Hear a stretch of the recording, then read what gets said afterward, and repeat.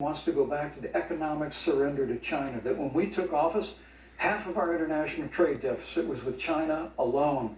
And Joe Biden wants to repeal all of the tariffs that President Trump put into effect to fight for American jobs and American workers. Joe Biden says democracy's on the ballot. Make no mistake about it, Susan. The American economy, the American comeback is on the ballot with 4 more years of growth and opportunity, 4 more years of President Donald Trump. 2021 is going to be the biggest economic year in the history of this country. Thank you, Vice President Pence. Senator Harris. Well, I mean, we saw enough of it in last week's debate, but I think this is supposed to be a debate based on fact and truth. And the truth and the fact is Joe Biden has been very clear. He will not raise taxes on anybody who makes less than $400,000 a year. He said he's going to repeal the Trump tax cuts. Mr. Vice President, I'm speaking. Well, wait. I'm speaking. It'd be important if you said the truth. Joe Biden said twice in the debate last week that he's going to repeal the Trump tax cuts.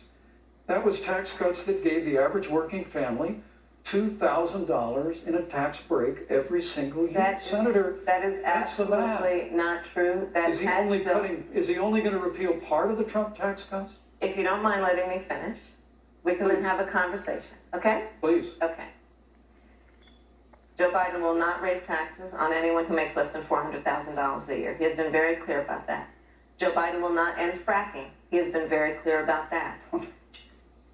Joe Biden is the one who, during the Great Recession, was responsible for the Recovery Act that brought America back. And now the Trump-Pence administration wants to take credit when they rode the coattails of Joe Biden's success for the economy that they had at the beginning of their term. Of course, now the economy is a complete disaster.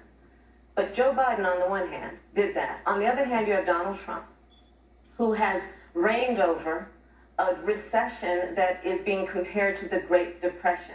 On the one hand, you have Joe Biden, who was responsible with President Barack Obama for the Affordable Care Act, which brought health care to over 20 million Americans and protected people with pre-existing conditions. And what it also did is it saved those families who otherwise were going bankrupt because of hospital bills they could not afford. On the other hand, you have Donald Trump, who's in court right now, trying to get rid of the Affordable Care Act, which means that you will lose protections if you have pre-existing conditions. And this is very important, Susan. Yes. And it's we need to give Vice President. He interrupted me, and I'd like to just finish, please. If you have a pre-existing condition, heart disease, diabetes, breast cancer, they're coming for you. If you love someone who has a pre-existing condition, they're coming for you. If you are under the age of 26 on your parents' coverage, they're coming for you. Senator Harris, thank you. Let me give you a chance to respond. Well, I hope we have a chance to talk about health care, because Obamacare was a disaster. The American people remember it well. And President Trump and I have a plan to improve health care and to protect pre-existing conditions for every American.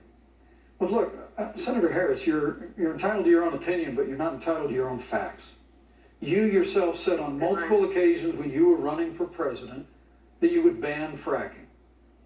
Joe Biden looked at a supporter in the eye and pointed and said, I guarantee that we will abolish fossil fuels. They have a $2 trillion version of the Green New Deal, Susan, that your newspaper, USA Today, said really wasn't that very different from the original Green New Deal.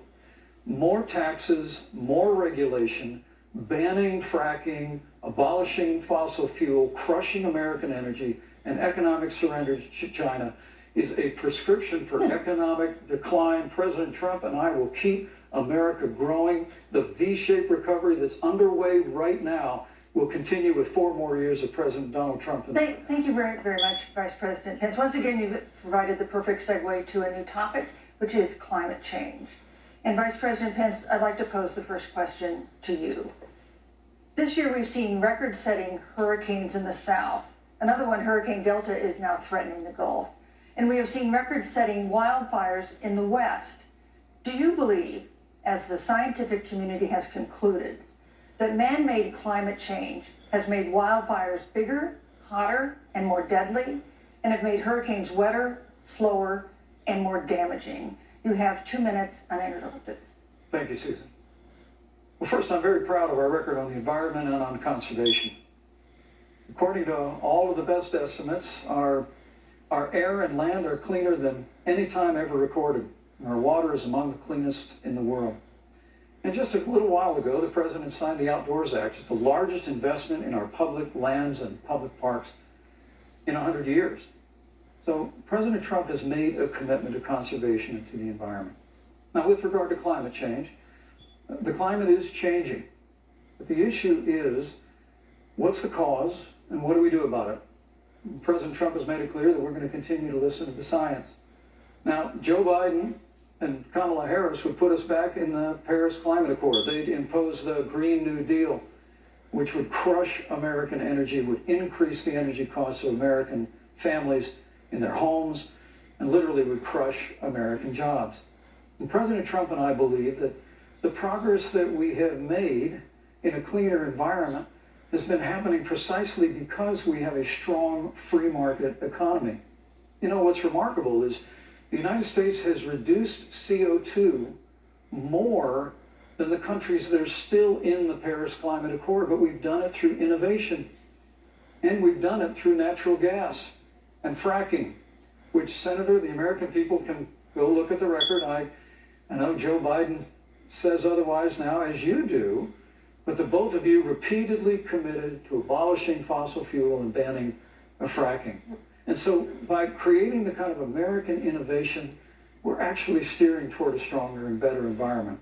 With regard to wildfires, President Trump and I believe that forest management has to be front and center, and even Governor Gavin Newsom from your state has agreed we've got to work on forest management.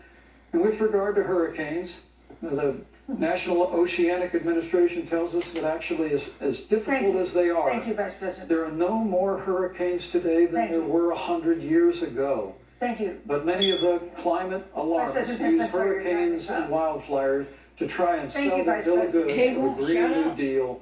And President Trump and I are going to always put American jobs and American workers first.